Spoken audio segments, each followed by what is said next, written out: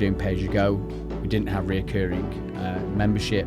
Was it all pay-as-you-go? Pay-as-you-go, 100% pay-as-you-go at the beginning. Looking back, I think, what was I doing? In this episode of the Fitness Marketing Agency podcast, we're joined by Dave Perrin, owner of Seventh Movement in Stockport. I think that's why we convert 80%, because we just show an interest that we care. When people pay more, they pay more attention. And then revenue is a lot easier to grow when you've got a better pricing model. We're in the transformation business. We're not just selling fitness. I don't think there's a point where we'll ever be satisfied that we're running the perfect product. I just don't think will ever happen. And that's an attitude towards personal development in itself. Because I think you came onto a second call and you went, I told my wife I'm not going to buy anything, but I'm going to. yeah. I was sold straight away. Yeah. But I got burnt from another agency. We hope you enjoy this episode.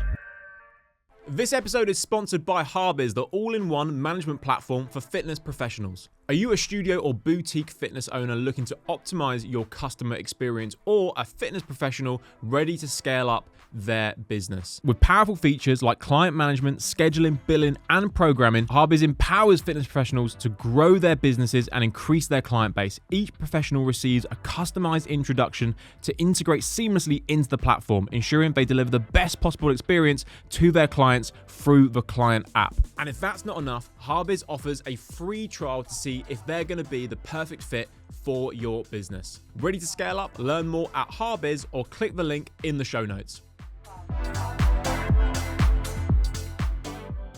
David, thank you for making the trip down all the way from Manchester. So thank you for coming down, and welcome to the FMA studio. Let's dive straight in. And can we just start with the name of the business, the models that you run, and the price point, just to kick off with?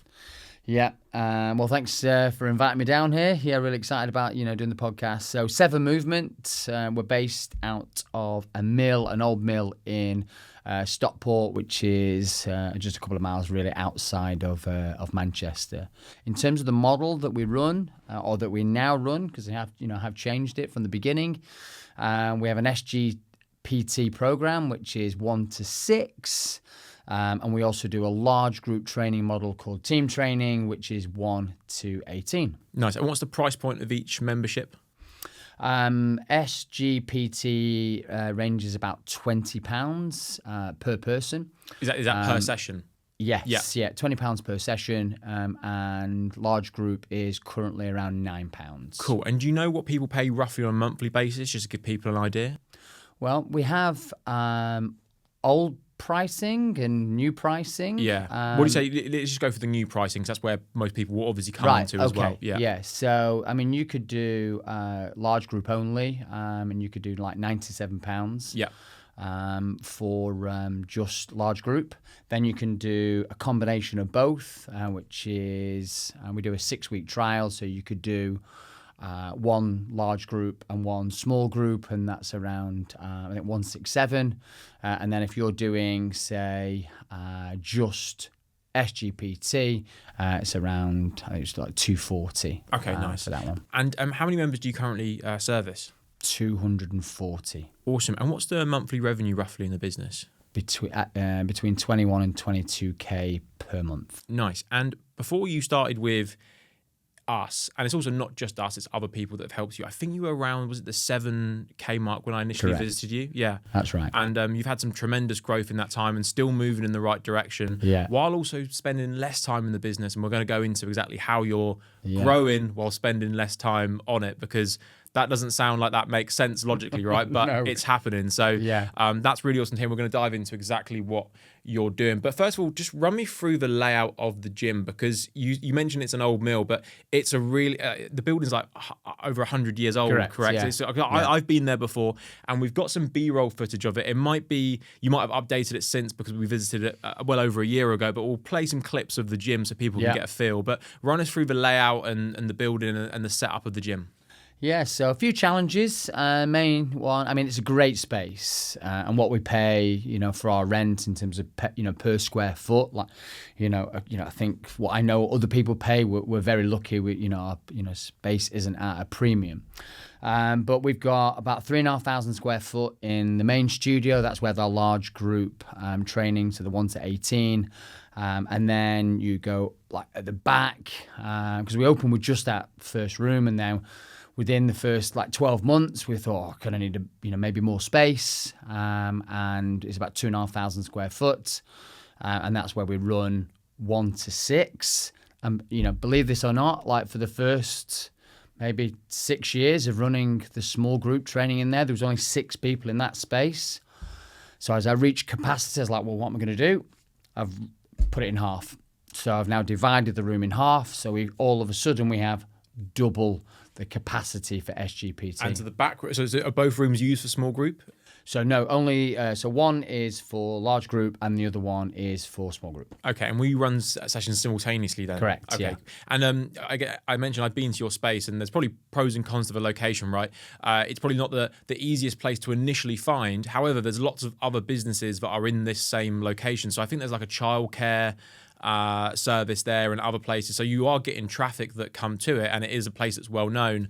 So it's got kind of pros and cons of the current location, but it's really unique, and it's got like these like Victorian pillars in there, so it's got a really cool style to it, I thought. Yeah, the look and feel of the mill is fantastic, and we got loads of scope to make it look better. We're planning a refurb. I've had a member who is a designer put some kind of ideas together, so it's going to look really different. Probably within the next maybe 6 months. Like there is no foot flow really on that floor. So that's why our marketing is so important, to us, that we get that, the word out, to people, or get those visuals of what that actually kind of looks like, because there is no kind of real foot flow on that floor, but it's not impacted our growth anyway. And so before you, again, like we kind of met, and you also did other things in the business to help you grow, you were hovering around that 7K a month mark. And were you, is it fair to say, maybe stuck at that mark for a little while? Like you weren't in a bad place, but it wasn't moving in the direction that you initially wanted it to? Yeah, it was, if you remember, it was coming out of COVID. Yes. So we'd lost this, a significant amount. So we were at more than that in terms of revenue, and then COVID nearly wiped us out completely, as it did to many fitness businesses. So then we had to kind of acquire a new, kind of membership base, and that's when I decided to, to reach out to you guys to help with the marketing. But I didn't really know what else I was going to get other than just kind of marketing. But what I ended up getting was a completely new business model, a better look at pricing, a kind of an overarching strategy that enabled us to do other things. So it completely transformed everything from that point. And then revenue is a lot easier to grow when you've got a better pricing model. And I think that's what's great when you people think you come to FMA, it's marketing, but really you kind of enter a new world in terms of the people you get to meet, and the other clients and the partners, and you get your eyes opened in so many other ways, as well as marketing, to be able to improve the business, which is something that I don't think people initially realize at the start.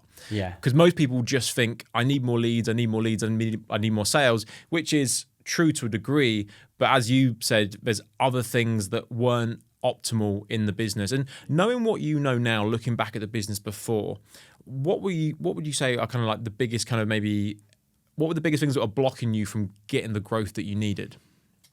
So the biggest problems I had in my business in the initial stages, prior to COVID, was the wrong business model. We were doing pay as you go. We didn't have reoccurring membership. Was it all pay as you go? Pay as you go, 100% pay as you go at the beginning. Yeah. So that just felt like looking back, I think, like, what was I doing? And I ultimately realized I didn't know a lot. Yeah. I've been in the industry for 10 years prior to that, but I still didn't understand how to run a business. Just being a personal trainer, etc. So got the business model was wrong. What was the reason to go with pay as you go rather than a recurring membership? I didn't really just had a dream of opening a gym. I had this, what I call now, this entrepreneurial seizure, and I was like, right, I've got to open a gym. I'm going to be self-employed. I'm going to make loads of money. I don't need to work a 9 to 5 anymore. And then I ran my own business, and then now you work in a 5 to 9. Yeah, exactly. Yeah. So I didn't really. I had friends, I've got who run gyms, and I basically just looked at other models and I'm going to go after that. without really maybe identifying what I really kind of wanted. I suppose I didn't know at that point. Yeah, and I think when you're running that model, especially in that location, you're just fighting it. You know, you're running against the wind, big time. Massively. And I mean, don't get me wrong. There's definitely some fitness businesses that can do a pay-as-you-go model. But the location has got to be pristine in terms of footfall and accessibility, which, based on your location, probably wasn't optimal for that drop-in process. But the demographic is parents. So every half term, every summer holidays, bam, people were, coming less, for genuine reasons.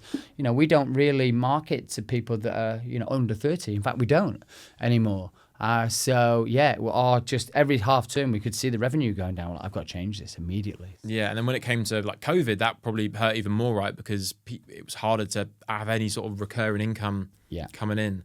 Yeah. So that's probably one crucial kind of decision that was limiting the business, which was pay as you go. Was there anything else at the time that you thought that you can look back at now and go, man, that was the wrong choice or that was the wrong decision? It was consistent. I think this maybe runs a little deeper for me in terms of valuing, the service that you offer, but I got pricing wrong.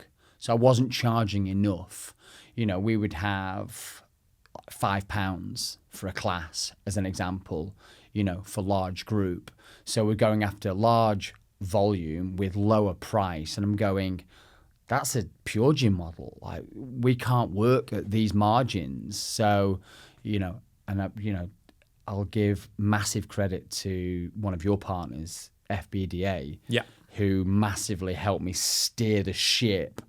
Nikki and Maxie, and saying, that's the first thing you need to do is a price increase. Yeah. You need to charge not only what you're worth, but so you can figure out how much you want to earn as a business owner. This episode is brought to you by the Fitness Business Development Academy. Are you running your fitness business, or is your fitness business running you? Are you frustrated that with all the effort you're making within your business every single day, at the end of the month, you're still not making as much profit than you'd like to? If so, the FBDA are the guys for you. These are some of the best business coaches within the fitness industry and have personally helped many of our clients here at Fitness Marketing Agency. If you want to find out how you can go from frustrated and stuck to clear and have clarity and more profit in your fitness business, these are the guys for you. If you want to find out more and book a free strategy call, all you need to do is go to www.thefbda.com.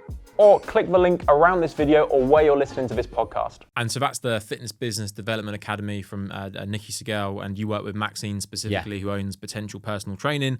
And when they said to you, you need to do a price increase, was there some natural resistance that came in? Because, some people don't like change. But like, did you go, yes, I'll change? Or did you go, I'm not sure? Like, what was that process of shifting your perspective like? It made me feel anxious. But I think the way it worked is that it was about new people coming in. So what I didn't do is shift all the existing people on this new price point. So I've kept them, which has its, issues. And then all the new people were on this new pricing plan moving forward. So a bit of anxiousness around it. But in terms of doing a new price point, I reckon I'd always at the point where I have to do this anyway. So. Yeah, but if you're not in a desperate situation, that's probably a pretty good way to do a price increase, because what will happen is new people come on a higher price, you make more. Those old people will slowly be phased out of the business, just like any customer does, and then eventually you've just slowly swapped them over. That's a much calmer way than just making an instant switch and potentially having a big revenue drop there. So, and the reason I asked that question is that I know there's people listening to this that know they're not charging enough. Yeah. But there's a little voice or a feeling that's saying, no, I can't change. Everyone will leave. Everything will be doomed. So, what would you say to any of those people that are maybe know they should make a change but haven't yet? I think my advice to them was to really kind of believe in yourself. Understand the value that you add to these people's lives, and then you can look around, like look at what people are paying for yoga sessions. You look at what people are paying for Pilates sessions. I know we provide way more value than these people. That's not disrespecting those two, ways to get fitter, stronger, but we do so much more about lifestyle as well. Like there's nutritional advice you can get. We're helping people sleep better. We provide more value. Yet some of these are like you're paying 10, 15, 20 pounds. So you just got to understand your value, and then you just got to commit to doing it. And so we've spoken about what you were doing wrong beforehand that was potentially, that was limiting the business to grow to where you want it to be and also give you that stability. What are the factors that came into place that have helped you get to where you are now in terms of the growth, maintaining it, continuing it? What, if you were to pinpoint some processes that have been implemented into your business, what are they? I think we were talking, off air just a little bit about, I mentioned the word or the book, The E-Myth. Yeah. I read it and I understand about removing yourself out of the business. When I started, we've got, say, circa 35 classes per week. I delivered all of them. 35 classes, 7 days a week. That was me in the business. So then what I did is, as I scaled and I growed, I brought then coaches in, and so that I was doing less coaching. Then I started doing more sales and marketing. So we're now going again. So what we're doing is now I'm removing myself from sales and marketing. We've got a club manager who can do these things. We've got a head of programming that is delivering how the programs and how the workouts are done, etc. So it's just been removing myself step by step so I can do the things and pull those levers that help me kind of grow the business. And hopefully people that are listening have read The E-Myth, but if you haven't, 100% read that book. Yeah. For me, that is Business 101 for small business owners. It explains some very simple concepts, but when you do read it, your mind is blown. Yeah. Because I think most people who read that book are in the position that you were in, just going, fulfilling on the service, being what's the name? It's not the mechanic. It's the technician. The technician, is the person that is doing the day to day and not working on the business. I'd 100% recommend reading that book. How many members of the team do you have now? So there's just 4 of us. Okay, cool. And how many hours a week of coaching do you now do? So about 7. Okay, so 7 hours a week. And then how many hours a week in total do you think you're now working on the business? Well, I think, so now I am working in the business less than I ever have because I've got 2, really young children. Yeah. My wife doesn't have a huge amount of flexibility. She's doing, a 9 to 5, occasionally she can work from home, but it's quite restricted for there. So, whereas before I could do, a lot more evening work or early morning, those things have gone now. I also have a day and I've had, just where I'm just with the kids all day. So I have far less time. I'm probably doing 3.5 days, really. That's great though. That's really nice. It is. But it's been a challenge because I want to grow the business. Yeah. That I'm not maybe pushing as much as I possibly could or as I've been used to for so many years. So yeah, it's definitely a positive, but I'm having to learn to make it a positive, if that makes sense. This might sound like a really obvious and potentially stupid question, but obviously having kids and run the business, like what are the challenges that you were and are facing, and how is it that you have being able to make it better? And maybe you're still working on it, right? But obviously, how is it you're overcoming that process? Yeah, so I think it was difficult. I think it was a lot easier with one. I've got to be honest with you, like just having, Arabella, our youngest, she's 3. That was a lot easier to manage. But now having 2, it's just kind of like everything is just chaos. So, just learning to accept that, I can't do all the things that I used to do before has led to, right, how do I fix this? Right, Rich, he's a club manager. You now need to be able to do this, this, and this so that I can not worry that the business isn't moving forward. And in fairness to him, he's stepped up and he's now proving that he can not only run the business, but he can grow the business on his own. It's so interesting what you can achieve because it kind of sounds like, and again, we spoke about this off air, it's kind of the gun to the head mentality where you said, I didn't really have a choice. I had to get myself out of the business because I had to, focus on my family and my children while also trying to grow the business. So because you didn't really have that choice, you had to make something work. And when you're in that position where your back is your back's against the wall a little bit, that's when things actually happen, when you've got a little bit of pressure to create that. Have you seen that for yourself? Yeah. I mean, that is, I think you can, if you take the time to reflect on the challenges you face, as a business owner, that almost is the scenario. You're forced into these, situations. Before FMA, I had to learn how to create Facebook ads because I didn't know there was agencies out there at that point. So I needed to make sure that I could, do Facebook ads, So yeah, there are always these stages where you figure, actually, I don't know what to do or how to do it. And that's how you learn and grow. So, and I think why this episode is going to be really, really valuable to so many people is that there's a lot of business owners right now working every day inside their business to keep it going, whether that be to maintain or grow, whatever it is. And if they were to step out, it would potentially go backwards. Whereas you are now in a position where you're spending 3.5 days a week working, and the business is moving in the right direction. Now, it's not moving at a high velocity, and that could potentially be to actually a benefit in hindsight because you're not there 100%.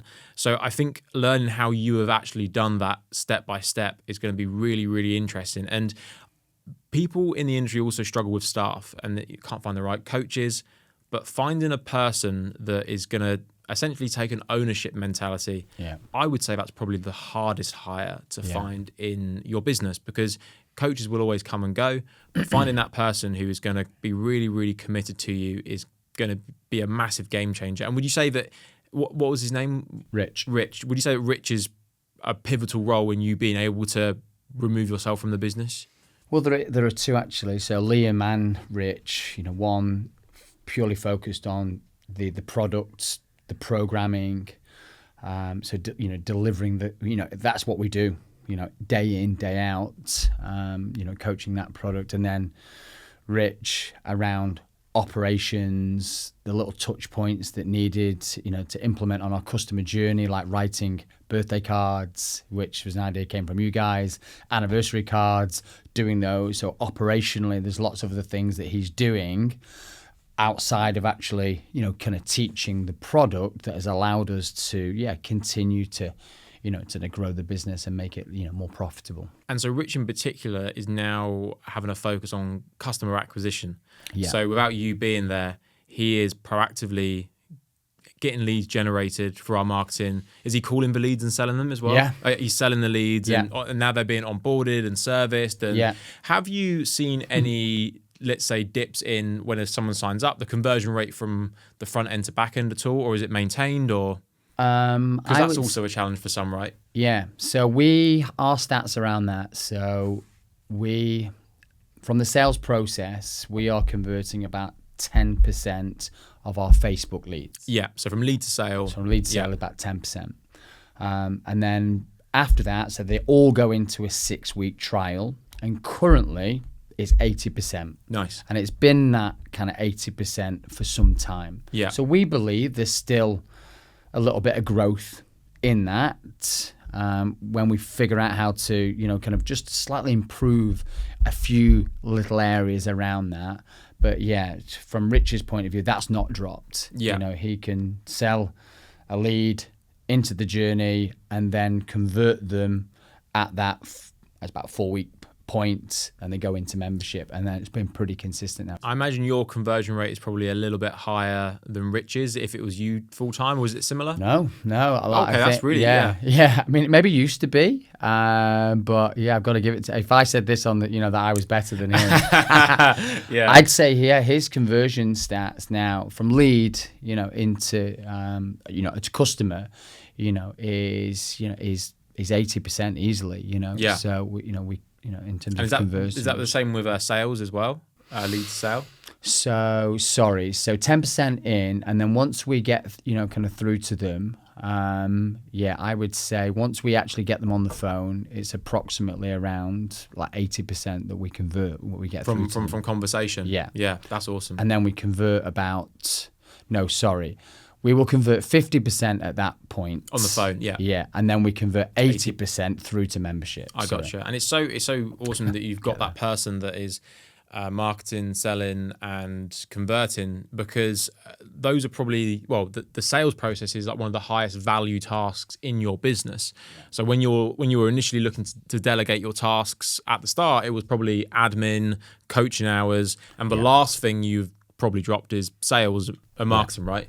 Yeah. So my intention is really, I still want to be involved in the, in the sales, in driving sales, but I don't have the time that I quite used to. So I've had to rely on Rich now to get to that point where he can do those sales calls, he can follow up on the leads that enable us just to keep growing. And like I said, the last month we just did plus 10 new members in June, and we lost 3. So net 7 growth. I mean, I'll take that based on the output that we've been able to give. Yeah, and so you're 240 members and 3 left in the month of June. Yes. So I don't know what the percentage of that is. Maybe you do. Yeah. I'm always hesitant to try and do quick maths on a podcast. It's got to be 2%, hasn't it? Yeah, right, very low. So what on average, what would you say the percentage of attrition is? It's less than 4 across the entire year. Okay, nice. Yeah. So it was a very good month in particular for June, but generally speaking, 4, which is a very decent number. Yeah.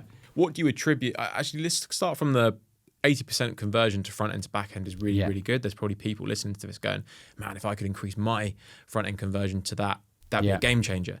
What does that process look like to get people bought into the process in terms of the customers and get them committed to a longer term process?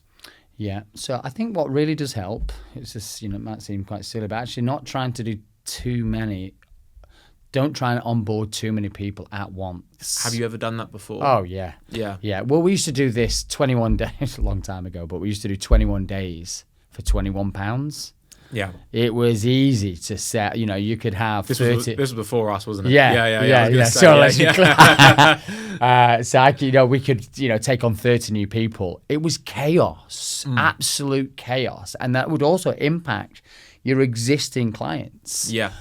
Because you're just giving them so much attention because you want them to stay in the 6 weeks. So I think, having a kind of clear idea how many people you can onboard at that, that greatest level so that you can have your check-ins, you can just have those conversations with them, like, how's it going? Do you enjoy it?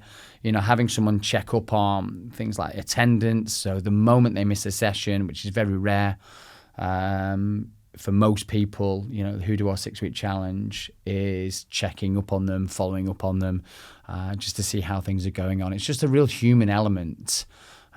We had gone down a path maybe 2 years ago of too much automation. So we'd be having, they get emails and texts, etc.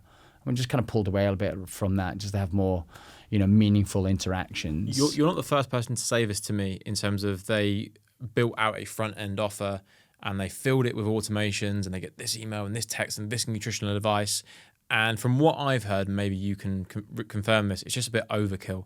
Yeah. And people aren't maybe consuming a lot of that information that you're providing. No. And it's also, people know it's not you as well. Yeah. Is that what you found? It's kind of, I would say, it's like a scattergun. You're just hoping that the emails and the text message, get some traction. Yeah. When it just takes one call to get hold of them. Yeah. Or just to say, right, okay, are you free at the end of the workout for a quick catch up to just go, how things are going? Yeah. Well, I've spoken to so many people like, we've built this incredible 90-day onboarding process and they get all these different touch points and they put all this care and effort into the automation. Yeah. But if you just put that care into the person in front of you and had maybe a bit more human interaction, that would probably do the trick.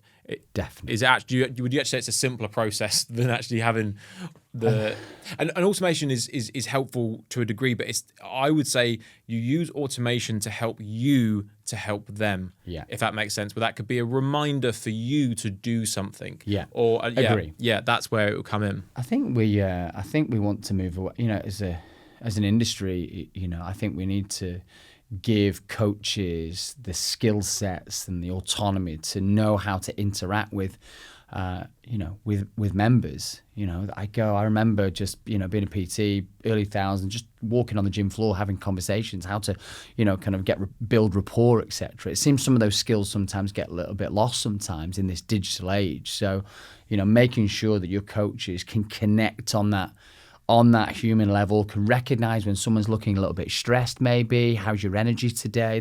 These things are the really important things. And I think that's why we convert 80%, because we just show an interest that we care. Yeah. It's not rocket science what we do, but showing and demonstrating that you care. You can give them all the best nutritional advice in the world, count your macros, understand how to, get in amazing shape. But it's just like, again, just taking a little bit more care is what really people really want. So, and going back to, you mentioned you did a 21-day offer for £21, because I know of people that I've spoken to that run this offer. I also know of companies that get people to run this offer, because let's say we did that offer for you, and we don't, by the way, and I don't like low-end offers like that, and I'll go into why maybe a little bit later. Yeah. From my perspective, if I get 40 people in on that, hey, we got you 40 new people. Yeah. How come you didn't convert them? Yeah. It's all your fault. Yeah. But I actually do believe that, I know that the offer, how someone comes in will determine on how long they stay and when they leave. Yeah. And if you do £21, 21 days, that's a very low end offer, and it's a very cheap offer, and it will attract people that like a deal, which probably attracts a different type of person. So you've got two things. You've got the type of person coming through on a low end offer, but the quality, but the volume of people that you have to service at the same time, and you're being paid very little to service a very large amount of people. So you kind of get the worst of both worlds, where you can't give that care and attention, and you're not getting paid and rewarded for it as well. And what was your conversion rate when you were running that, roughly, in comparison to what it is now? Oh God, going back then, we would be lucky to get 50%. We'd be really lucky. That'd be to a get good 50%. month, 50%. Yeah. But yeah, again, it just never works. Like, it goes. You then start looking at the, customer lifetime value.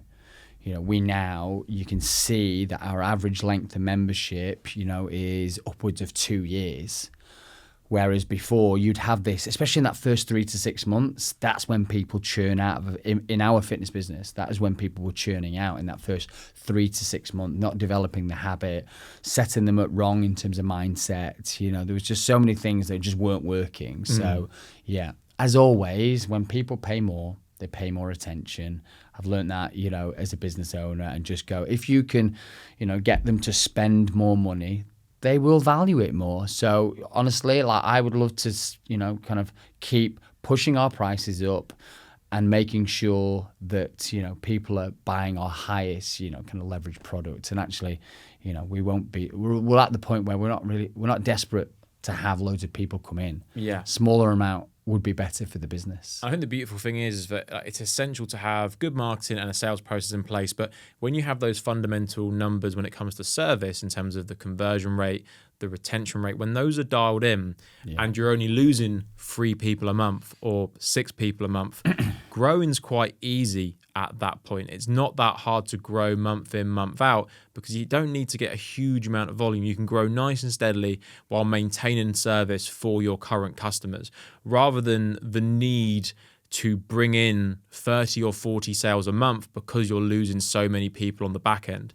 You're better off tightening up the back end, and then again, it's so essential that you are bringing in leads and customers every single month. But if you can do it in a way that's more sustainable, because it's not just, I'm not sure if you had months where you've gone like balls to the walls, marketing and sales. It's tiring, isn't it? Massive. Yeah. Where you're like, I need to make sales. And you should always be revenue focused on the business. But when you're consistently having to hustle, it's exhausting. Yeah. Yeah. I wouldn't say we've been there. Like, we were there a little bit after COVID. Because we were barely breaking even. So like, right, we need to, hammer, sales. But again, it's, for me, it's really important as a dad and as a, as a husband, I'm going, I want to be the best version of myself. I want to train every day or 5 days a week, etc. So I want to have that balance. If I'm just pushing all the time to get in as many people as can, it doesn't actually make a great environment. Yeah. And then that affects your staff, it affects your existing clients. So there's a balance to be made, because don't get me wrong, I want to accelerate, I want to make more money, have more impact. But there's a balance to it, and you've got to learn that balance. Oh, 100%, because in any business, there's going to be a time where you're going to have some sprints and you're going to be going for it, of course, but you just don't want to have the business formula set up in a way where you are forced to do that every single month. You want to be in a position where you decide to do it, probably in advance, where you go, right, every single month we know, without really having to make a huge amount of effort, based on everything we have in place, we're going to get X amount of customers, which means X amount of growth. Then in this month, we're going to hammer it and we're going to go for it. Yeah. I'd rather be in that position when I can prepare to run rather than be forced to run. Yeah. I think that's a much smarter position to be in there. I don't think I told you anyway, but it was... Actually, I will have told you. I'm not sure you will remember, but because you did my sales call. I did. You did. But I got burnt from another agency who ran low barrier offers, etc. Spent a lot of money, and so I'm just, I'm so thankful that. So did that agency make you do the low barrier? Yeah. Okay, so when I was referencing that, I was actually referencing. Okay, yeah, that happened to us. Yeah. So I paid a lot of money, and then this whole business model for low barrier offer, was how we'd set the business up, and I'm so glad that we've moved away from that, because I really feel like we weren't valuing our business as much as. I think I actually remember you on the call, because I think you came onto a second call and you went, I told my wife I'm not going to buy anything, but I'm going to.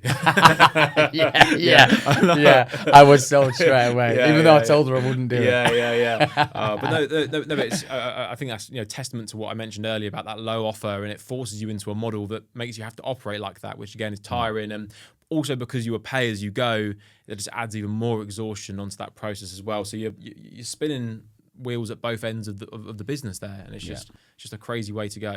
And so you say there's 4 members of the team at the moment? Yep. Yeah. How has that process been of you going from 1 to 4, developing yourself as a leader and manager, and making sure you've got a good team in the place? Do you think you're doing a good job objectively? Is there any areas you feel you could improve on? So I would just probably take you back a step first. We actually used to have 8. Yeah. So I started this business with my wife. So there was 2 people running the business. She was more sales and marketing. I was more, operations and direct sales, etc. And then we did have a couple of really part-time coaches that were just doing a couple of hours here and a couple of hours there. So much larger team. And anyway, because of COVID and raising family, so my wife decided to step out of the business, and then we lost a couple of those part-times through COVID. So I then, not by choice, I've then had a smaller team. It's worked out so much better, because now these guys earn more. I can give them more hours, so they are all employed. Bar 1, sorry. So 2 of the coaches are full-time employed, and before everyone was a little bit kind of like part-time. So in terms of buy-in now, so that would be the first, point I was going. It's so much better to have get them full-time bought in. Yeah. Because there's short-term benefits to having part-time, maybe self-employed people, right? Which is that what initially drove you to get? Yeah, absolutely. They were self-employed. They just do an invoice. But again, I worked in an employed area, and I've been self-employed, and I just feel that this model is a lot better. You can buy them into your brand standards a little bit more, make them a part of the company a bit more. Well, I think because you're not necessarily committing to them, they're not going to 100% commit to you. No. So because you're hiring them in that capacity to benefit you, they're going to look out for themselves ultimately. Yeah. Whereas when you fully employ and fully invest and go, I want you as part of the team, then you can get far more buy-in, right? Yeah, and in answer to your question around leadership, I mean, being the biggest critic of everything I do, I've definitely still got a lot of work to do on that, and you have to commit to doing. I know not all business owners do it, but you've got catch-ups that are around business, and then you've got one-to-ones. And you have to be doing your one-to-ones. You have to be talking about their development. You have to be talking about, kind of their goals, but away from the operations of the business. So I think for me, and I have to be, really consistent with this and not deprioritize at any point, that they've got that understanding that we're going to sit down and chat about them and their progression and what that's going to look like, and help them keep accountable to their goals, because there are times when that's not been a priority. Like, we catch up around the business, but less so about them. And that, I think, in terms of my leadership style and making sure that I'm being the best person I can be for them, that's so important. And how have you got Rich to kind of buy into the business? And would you say he's got some ownership mentality around the business now? Yeah, I mean, I've given some extra opportunities recently. We've become a Decker. I was telling you about a Decker affiliates, which enables us to run events out at Seven Movement. And I said to him, look, there's an opportunity for you. I could have just said, look, I could pay you and you're just going to do these extra hours to run this, fitness event for us. But what I've said is, actually, you can have a revenue share. So you can earn money, a little bit more money, by running these events with me. And again, that's just, for me, I just saw it as another opportunity to put more trust in him. And he gets to work with me rather than just for me in that smaller capacity. And, outside of that, he still has opportunities to earn more money through sales, earn more money through, his annual reviews in terms of his pay, etc., but trying to give them something that they can really buy into. And I've done the same thing with Liam as well. And in terms of getting those team members to buy in, being able to remove yourself from the business and not working on it as much, has the fear, because I've heard of people that have removed themselves too quickly and they have a honeymoon phase of, I don't work in the business that much anymore, I'm killing it. And then what happens is, without realizing, is that something goes wrong and the business goes down, and then they've got to jump in and scramble. And has that been a situation that's crossed your mind at all? Have you been cautious about that? And if so, what is it you have done or are doing to make sure that doesn't happen? Or is that even like how you're looking at things? Or is it? It's a good question. And I've definitely thought a lot about it. I'm doing, the biggest thing now is I'm doing less coaching. Yeah. So I've removed myself out of the business. But I do love coaching. So the battle really has been going, well, how much is just good enough? How much coaching do I need to do that enables me to feel like I've got that edge still? And I've got to be honest, 8 years in now, I have at times in the last couple of years just felt like I'd lost that little bit of an edge about that love and enthusiasm for doing it. But I've been able to get that back, things, stuff they've done with HYROX and Decker, and, really kind of immersing myself a little bit back in, but not committing to doing loads of coaching. So yeah, I go backwards and forwards a little bit, but, just talking about it, I think the one thing I've got to keep reminding myself, is, what I want, why I want it. Like, what does coaching give me? It gives me that a sense of satisfaction that I'm helping people. Well, so would opening another gym potentially and having more impact. So I've got to make sure that I'm really kind of always going back to my values and actually going, right, this is why I'm doing it. And sometimes just because, life gets in the way a little bit, I forget that. And speaking about coaching, it was really interesting to hear the revelations that you have had about your coaching service recently. And it'd be great for you to kind of run through how that came about. And just to tee things up, like, obviously the business is going well, good conversion rates front end to back end, good retention rates, good revenue in the business. You've been able to remove yourself and grow, but you also had a realization about the current offering that you have. And there's a couple of angles that I want to approach this from, but it'd be great to hand it over to you and explain what this revelation has been. Yeah. So I think I said to you that we run SGPT. So small group personal training. Small group personal training. And when you really look at it, it was really quite a little bit maybe glaringly obvious that actually it's a little bit small group training. The P, the personal element, had just started to drift away a little bit. And how was it you identified that? Rich helped as well. His education and his kind of looking what other people are doing within the industry. So that was one point, but also just delivering it. We have our own set of values. We have our own methodology that we talk about in terms of sleep in terms of stress, in terms of diet. And the product had been so focused on delivering the sessions, kind of getting people fitter and stronger, that we'd pushed out a little bit of the lifestyle elements to it. And we're going, well, that's not us.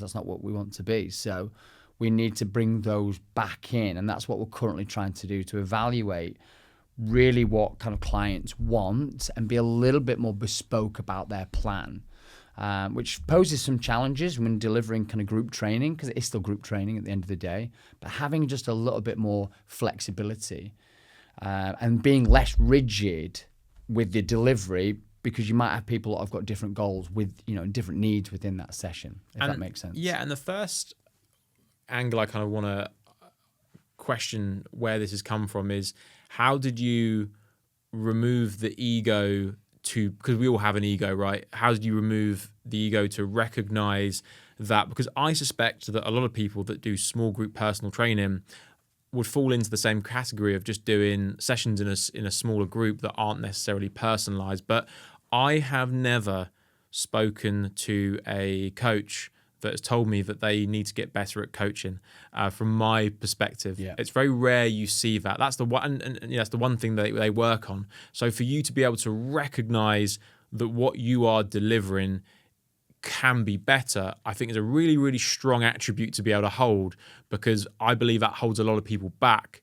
So, kind of walk me through being able to actually objectively look at your own coaching service and criticize it.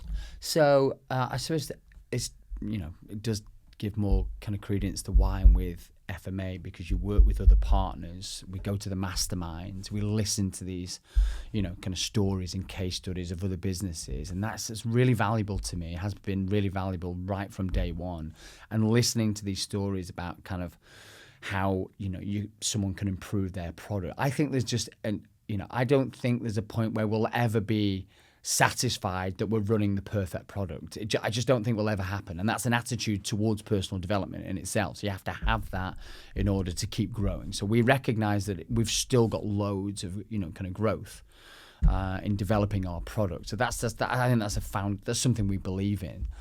But then it really does come down to I don't know where this came from, but we're in the transformation business. We're not just selling fitness.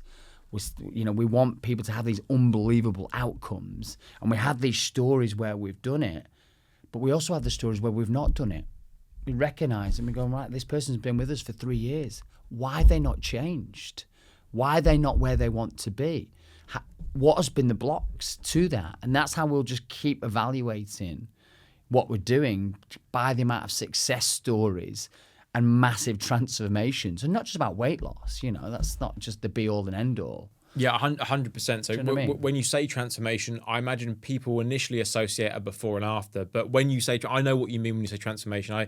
Their life has changed. Yeah. They've got a newfound confidence, a spring in their step. They get that promotion at work. They find their partner. There's a new lease of life that is found through fitness, which I have seen happen time and time again. And it's more than just a before and after, 100%. And I think that when I talk about what my goals are, I talk about impact. That's what, honestly, I'm less driven financially than I am about really making a difference. And that hasn't always been like that. I've been in the industry 20 years.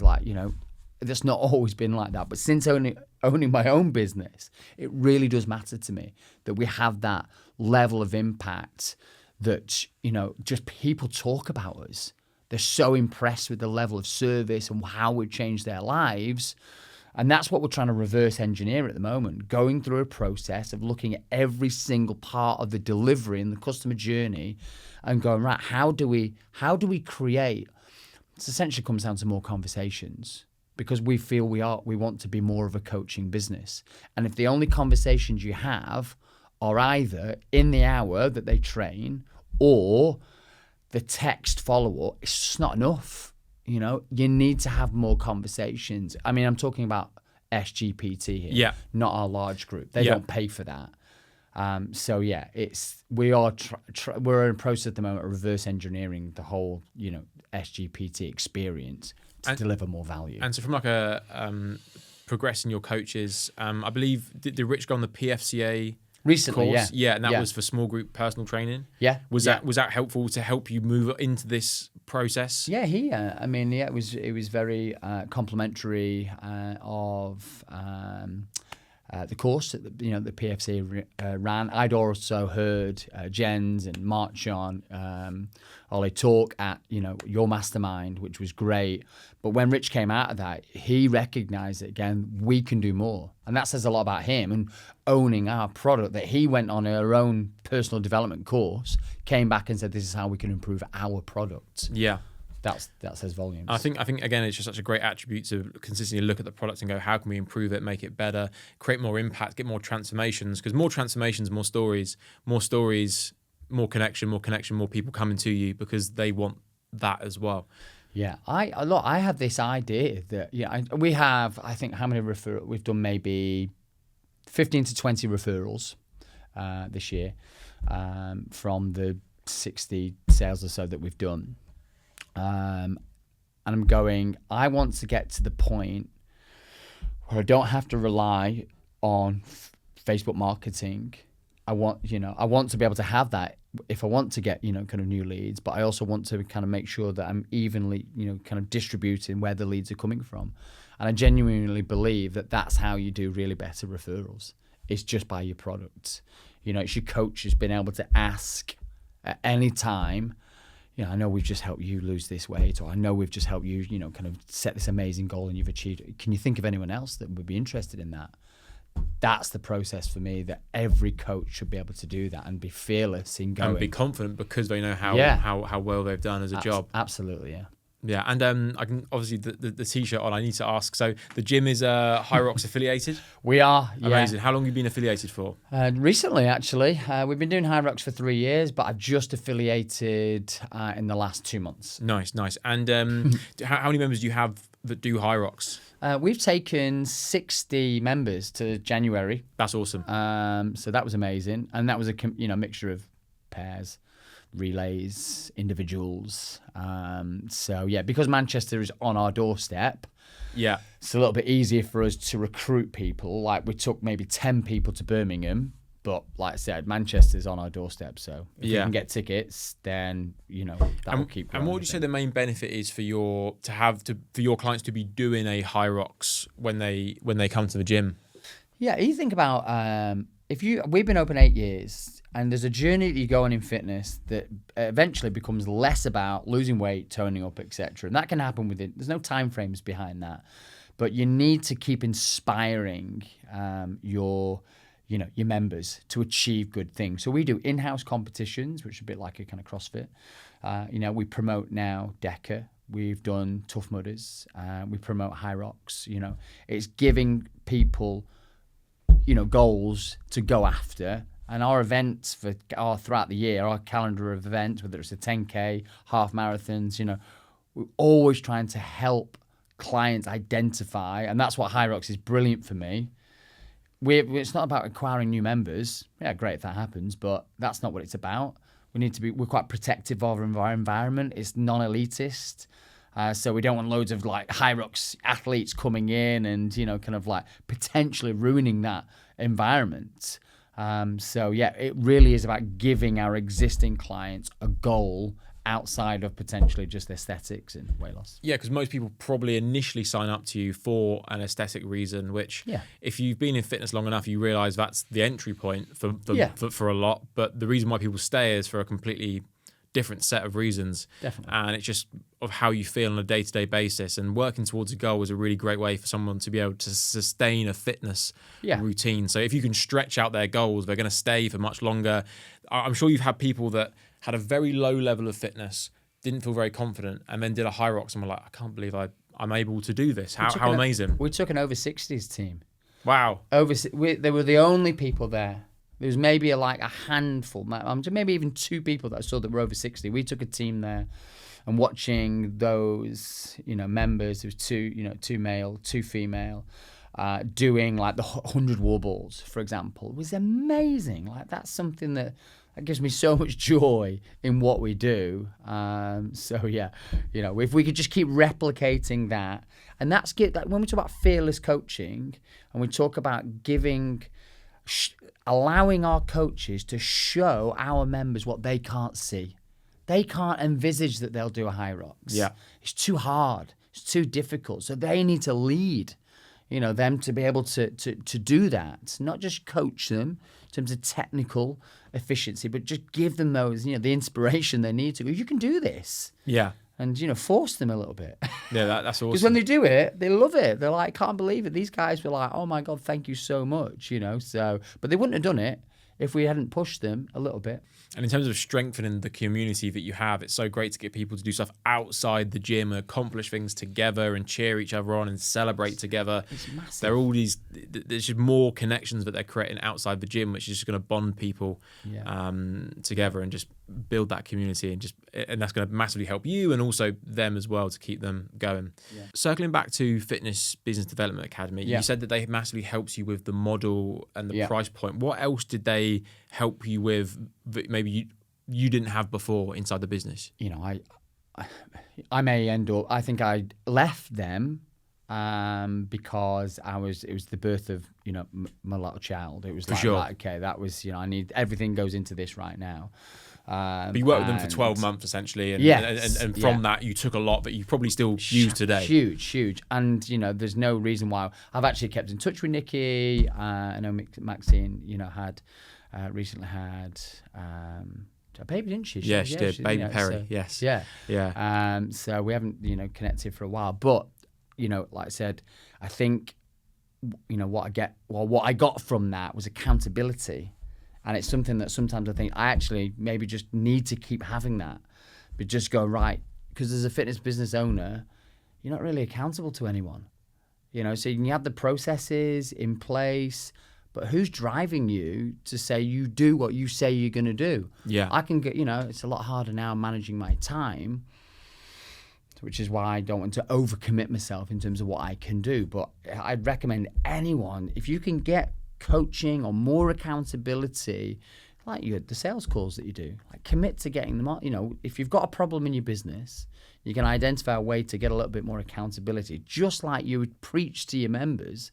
Then you need that. I think it's really important. What were your numbers like in terms of tracking the metrics beforehand as well? Were they existent or? They were non-existent. I mean, I would be embarrassed. Back then, I couldn't have told you what net profit was. I don't even think I understood what net profit was. I did no future planning around tracking metrics, understanding conversions. I didn't do.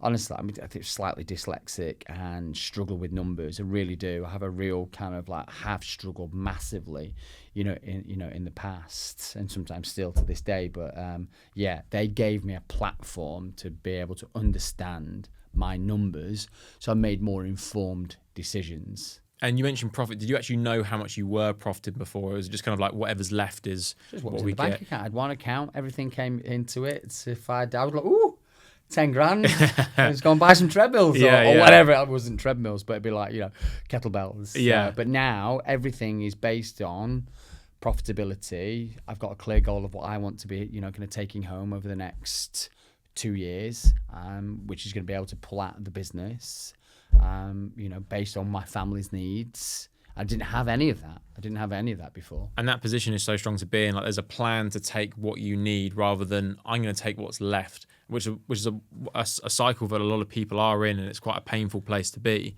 Yeah, really painful. And now you know how much you need and how much you can take, and I imagine you can take that when you need to. And do you know roughly what the profit margins are now in the business percentage-wise? Depends how, obviously, profit can be calculated in obviously, kind of some different ways depending on how you factor in owner compensation. Yes. But if I take out owner compensation and then what I put through as payroll, we have a 30% profit margin. Wow, that's awesome. And then, because that's what Nikki was trying, I think Nikki was trying to get me to like 33. 33 is the magic number. So yes. I think we're currently at 30. And then obviously I'll take my dividend payments, out of that as well. Yeah, nice. Well, that's a very, very nice level of profit that you're making every single month. And that's after you pay yourself as well. No. Okay, So okay, that's before, that's with that. out, yeah. That's with that compensation in there. Yeah, But still, that's a very nice amount for the business to be making. And I'm sure that you are now able to invest into other elements of the gym and equipment and other things there. Yeah, which again, I mean, it's one of the, kind of like when we, like factoring in things like VAT, etc. That was a big hit. Even at 9% on the flat rate scheme, it massively pushes up, your costs. But again, planning for that's something that I would have never done before. And it would just hit you and just, yeah. What are now the key areas in the business that you are now focusing on moving forward? What are your kind of key objectives? Where are you now looking to get to in the business? So, we split it up into driving from reoccurring revenue all the time. We just want to keep building our reoccurring revenue up, which is all kind of linked to the sales process, the conversions of those, lead to sale, and just understanding those metrics. So that's that one component. More recently, we've been driving secondary spend. So we're going, well, we've got so much focus on reoccurring revenue. And I think the way, and again, I got this from the mastermind as an idea, is going, what other problems are you trying to fix outside of what you deliver? So we've created a product, recently, which was just an upsell for 9 weeks. So to our existing members, so having more upsells within the business, that I think it's going to, over a period of 9 weeks, figured out something like $3,000 profit for us. And what does that upsell look like exactly? So these are your ongoing members and you're placing an offer out to them, or? Yeah, so we have a lot of people that there's no nutritional elements, they're not doing measurements, etc. for fat loss. Yeah. There's no kind of support. They just come in, they do large group training. So they're the people that I want to upsell to. Yes. And obviously I've got quite a lot of scope in terms of large group training, or in terms of my capacities at the moment to kind of deliver more products and services. And that will get you an extra, say, 3K cash collected? Yeah. So if you go, I'm going to forget the numbers. So if you go, I took on 20 people and they each pay £20 per week for 9 weeks to get some additional support training. And then whether I deliver some of that and then whether the coaches deliver that will determine how much profit is in that. But again, that's just an existing program that we can put out to improve secondary spend. And I wasn't doing that, before. It was just all about reoccurring revenue. Nice. And for those listening, this is a really, really great method to inject cash into the business quite quickly without affecting your monthly recurring revenue. Because what a lot of people will do if they want to get some cash in, they might ask for some pay in fulls, essentially. But what that does is you're just borrowing from yourself in the future. So it takes away from your monthly recurring revenue, plus you're potentially losing money because you'll give some sort of discount. What you're doing is they're still paying what they're paying, but they're going to add more on top of what they're paying. And it's called a cash flow surge campaign, where you place an offer out to your existing customers to get them to upgrade. So what you've done sounds different to what we do at FMA, but an example of what we have done, like what a recent one, which wouldn't be applicable by the time you're listening to this, but the same concept can be applied to different times of the year, would be our summer cash flow surge campaign, where let's say you've got all these large group members and you're in March, April, May, and you have people that come to 2 large group sessions a week, but maybe they want to up the ante a little bit because they've got a holiday coming up. You would then place this offer to your customers and say, hey, we've got a summer shape up internal challenge going on. It's a 8 to 9 week program, and you're going to get that accountability, you're going to get the measurements, you're going to get the nutrition guidance, and it just costs an extra £20 a week, which I'm not sure what that is time. It's just whatever that number is, and that's going to inject a lot of cash into the business. So it's a really good way to upsell your clients, but also those clients could then potentially upgrade to small group afterwards because they've really enjoyed that accountability and level of service that's gone on there. Yeah, no, it's again, it's just ideas, isn't it? And it starts me to thinking about other problems, like what is it that your clients potentially are struggling with that your product doesn't solve for absolutely everyone, and then create something for them that enables them. That's potentially not like the way they look at it is I'm always going to be spending that, so and increase the amount of money that they spend because they already trust you anyway. You've got that level of rapport. Those 20 people I just said, this is how much it costs. Bam. And it's straight away. Yeah, they go in. Yeah, there's no, kind of tough sales process behind it. It's just, they're bought into it. So Was the fulfillment quite easy to do for those guys? Yeah. Oh, it's really easy. Yeah. In terms of like what we're doing, like I said, mostly it's just accountability, throwing them in a WhatsApp group, giving them the, kind of understanding how they get the result they want. Yeah. It's been relatively, kind of simple. So. And so I just want to circle back to kind of marketing. So obviously you work with us to get leads through Facebook. What other types of marketing are you doing in the business other than Facebook ads? So I think the one that's, again, it's consistency could definitely be better, but it's doing the testimonial ads. It's that awareness piece that I think was missing for forever, really, other than what we do through, organic social media. But that people aren't seeing that. Yeah. The cut through on Instagram and Facebook was just so small. So then we have these amazing transformations, and we can now sit them in front of a camera and explain, the process that, that they've gone through, post that onto Facebook. Loads of people like it. That'll get 30, 40 likes, whatever it is, from our existing members. And then we pay about £5 a day to either retarget it or send that to just people in Stockport. So even though it doesn't get direct sales, so I think the way it's worked for us this year is that if we're going after the 30 to 49 age group, a month before we're running a male and a female testimonial to that audience, so that when the campaign comes round and they see me with a beach ball going ready to get in shape for summer, they're going, oh yeah, there's 7 Movements. I saw that lady did that. They've connect the dots a little bit. Like so, increasing the awareness of what you guys do, but also, is that what you meant? Is that what 100%. And great answer as well, an explanation. So I don't have to do any of the explanation. But there's there's different types of people in every area right now to all people that are listening. There's people that will see an ad and opt in and buy in that same week. But there's also people that aren't ready to buy this month. They might buy next month, or they might buy in 6 months or 12 months time. And it's about having different types of marketing to speak to those different types of people. So someone may see a testimonial in month 1 and might not actually become a customer until month 9 or 12 or 18. But if it wasn't for those testimonials they saw in between, they wouldn't have ended up in through your door at your business, because those are the stepping stones and the touch points that are necessary to speak to those types of individuals. So it's about having that different type of marketing in place. And also, I just think the more proof of concept you have, the more undeniable your service becomes as a service that can offer a transformation like we were talking about before. And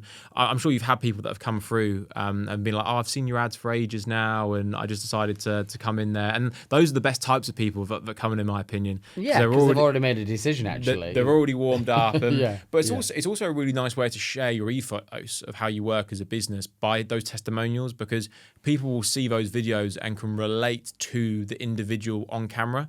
So if you have a female that's in her 40s and it's targeted at other females in their 40s, the likelihood is they're going to be able to connect to that person to some level because they just fall into the same bracket there. So on that, where this is, I know it's something that this is in the pipeline. I'm not saying when we're going to do it. We haven't done it yet, just because of the production around it. But I had a conversation with someone this week, and I just knew that she wasn't going to sign up right away, and I'm going to create some testimonials that I can send through the post. Yes. So I know direct marketing, because I know how it's worked with FMA to me, getting that envelope through and going, oh, who's this? And then showcasing, kind of who we are. That's where I want to go this year. Yeah. I want to create a series of really good, not just testimonials, but also then what you need to do. Like if they become guidance on, right, this is like, if you don't join us, you can still get amazing results. We'll tell you what you need to do. where you just need to make better decisions. So I want to create these and send them to everyone that is on the fence. Yes, I love that so much. I'm a massive fan of direct mail, and it's something that no one does because no one thinks it works. But there's always context to different types of marketing. And I think you hit the nail on the head there, because if we were to take some direct mail and send that to every household in your area cold, of course that's not going to work, because they're just random people that don't know who we are, and they're going to treat that piece of direct mail like any other piece of junk mail that comes through. But let's say it's someone you have a conversation with, they've opted in, they filled an application, they've told you they want to make a change, but they just haven't committed yet. First of all, the question is, why haven't they committed? And the answer is because they are signaling that they want change. And if they didn't, they wouldn't be on the phone with you or on the call with you, at the consultation with you, whatever it is. It's that they probably don't have enough trust or certainty to make that decision at that point in time. So if I can then follow up with them, and then in between that, they received a bright envelope and a really well-designed piece of direct mail that shows case studies and testimonials and advice and information, the level of credibility and trust just goes through the roof at that point. And also, no one in your area is going to be doing that. No one there at all. The only other time I could think of doing direct mail where it could be to a colder audience would be just be targeted specific households, but it'd have to have a really compelling offer to get them through the door, and you'd have to gamble on them being very affluent to be able to give them a really great offer. But I love that idea. Is that something you're going to be doing? Yeah. So it's just having steps in place. So graphic designer, making sure that you've got the up to date marketing assets, so the photos that you'll need. Yeah, we'll make it for you, and then I'm just saying that live on the podcast now. But we'll make that, and then get that made, and then you can print it and use it, because then we can use it for everyone else as well. Because I love that. We do have direct mail, but no one utilizes it as much as it should. And again, everyone's on Instagram, everyone's on Facebook, everyone's running ads, but you imagine, if you go,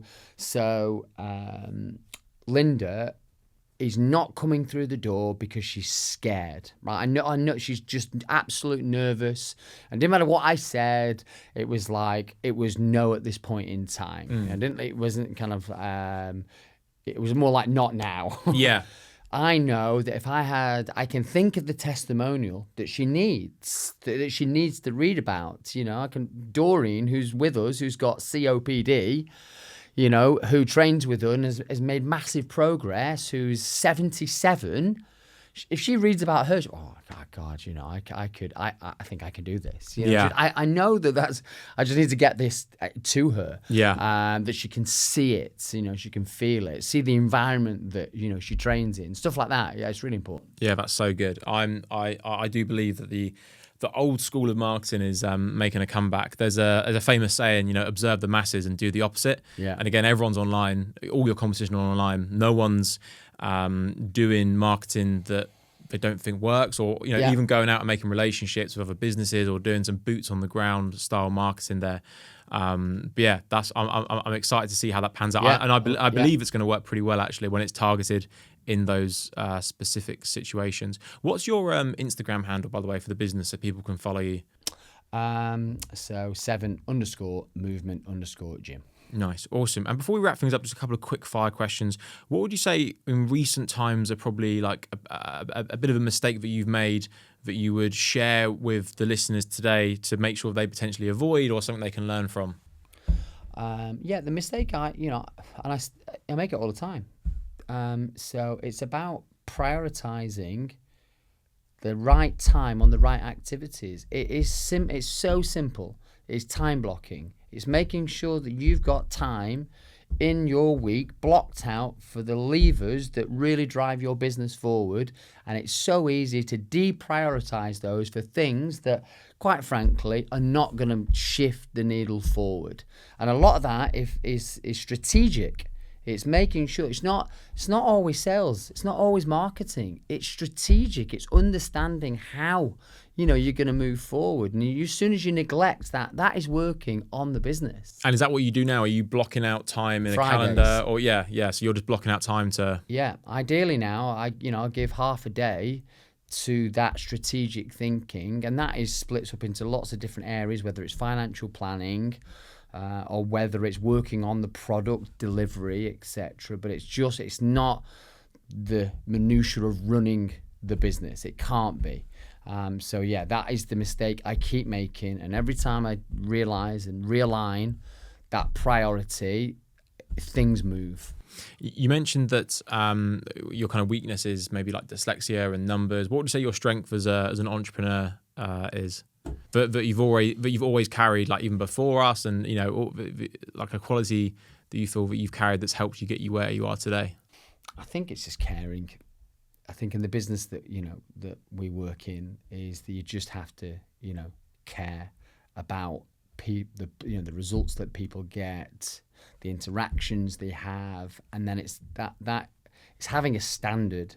And then in this business, it's just not deviating from those standards and reminding people all the time, coaches, people you work with, the members as well. These are the standards that that we think are important. That's back to aligning to your values and your goals. So I think really just caring, probably. And I know that I'll just give you this example. It was amazing, but there was like a kitty at Christmas for the two coaches and me.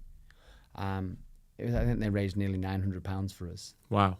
As a gift, and that wasn't, and they just did that for you. Wow! I was nearly in tears. Yeah, at Christmas, and they just got us around, and they were like, "We've got a gift for you," and I was blown away, and just demonstrate that all of us, that we really care about their lives and what we do for them. So I think that is, I'd probably say that. Well, I think that's a very nice story and message and lesson to wrap things up on. But before we do, just want to say thank you for, first of all, coming down to the studio. Thank you for being an FMA client for 3 years. 3 years. Amazing. That's awesome. And it's been incredible to see the growth that you've had within the business as well. And amazing that you've been able to step out of the business and focus on family as well as continue to grow the business. And it's a privilege to work with you, and we're looking forward to help you go even further. Absolutely, mate. Can't wait. Just keep pushing. Amazing. Keep pushing me. Thank you very much.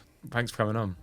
Thanks for listening to the Fitness Marketing Agency podcast. If you enjoyed it, make sure to subscribe so you can catch future episodes.